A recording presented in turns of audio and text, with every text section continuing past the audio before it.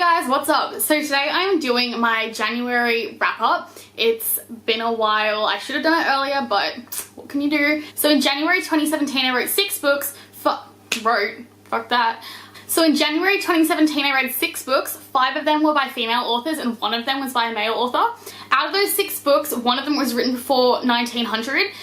5 of them were written between the 20th and 21st centuries, and none of them were written in 2017. So let's get started on the wrap up.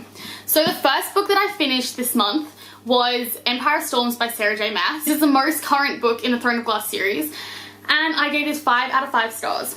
Originally it was not going to get that. I was not loving this as much as some of the previous ones, but the ending of this really took it up to a 5 out of 5 for me. Without spoiling anything, this ended on such a cliffhanger, and I really think it set up the last book in the series perfectly.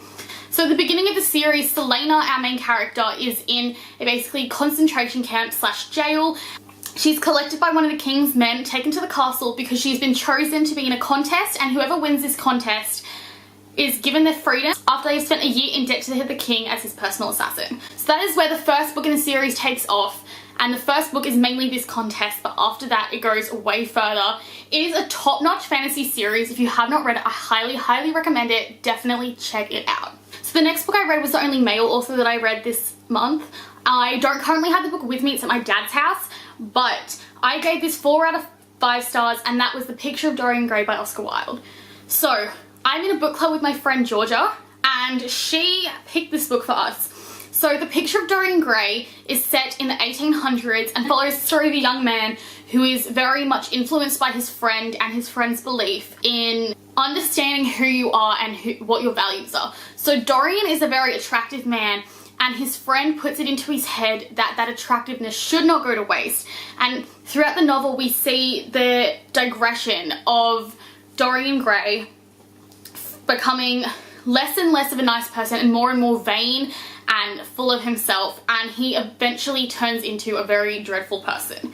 So the really interesting thing about this book is that there's a picture of Dorian Gray, and at the very beginning of the book Dorian Gray says, "You've captured my lightness perfectly. I wish that this painting would age and that I would not." And our book sort of takes off from there, and it's got a bit of a sort of twist to it, but it is fantastic. It's a short little classic, so if you're looking for something, I highly recommend it. It's fun, it's entertaining, it's easy to read, and it's very short. Definitely pick it up if you are interested in reading a classic that is easy to read and short. So the next book I read was Grave Mercy by Robin Lefebvre. This was a huge 5 stars for me. I love this series. So this is the first book in a historical fiction slash fantasy trilogy that is set during the 1400s in Brittany, which is essentially the north of France. In this series, each book follows a different girl, and over the last month or so I have read all 3 books. I'll get to one of them later this wrap up and the next one in February's wrap up, but I have now read all 3 of these books, and they are one of my favourite series of all time now, so I am gonna push this on you like there's no tomorrow because you need to read this book. If you like historical fiction, fantasy, or kick-ass feminism, you need to read this book. Also, she's an assassin. The main premise of this book is that our main character, Ismay, she lives in a convent, but this convent worship the god of death, not real god. And so they basically nuns who are trained to be assassins to do the god of death's handiwork. So she ends up going to a castle to protect the Duchess of Brittany, and that is where our story takes off, and it is without a doubt one of the best books I've read in a very long time. So the next book I read this month was In Order to Live by Yeonmi Park. This is an extremely good, amazing biography of a young girl's escape from North Korea, and if you have not read this book, please pick it up. I won't go too much into this book because I did do a review of it on my channel. I will leave that down below, but you definitely have to get to this book. So the second to last book that I read in the month of January was The Bell Jar by Sylvia Plath.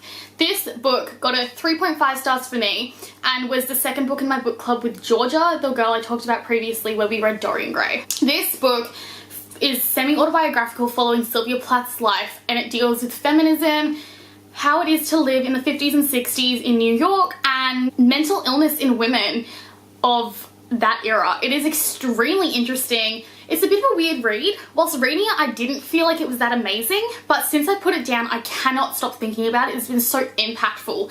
So I highly recommend it. It's a bit like a feminist version of Catcher in the Rye. The last book that I read in the month of January was Dark Triumph, which is the second book in the His Fair Assassins trilogy, or the book after Grave Mercy. This book follows a girl named Sibella, who is again one of these nuns of death, and it is about her story, and it takes part after the first book, Grave Mercy, finishes.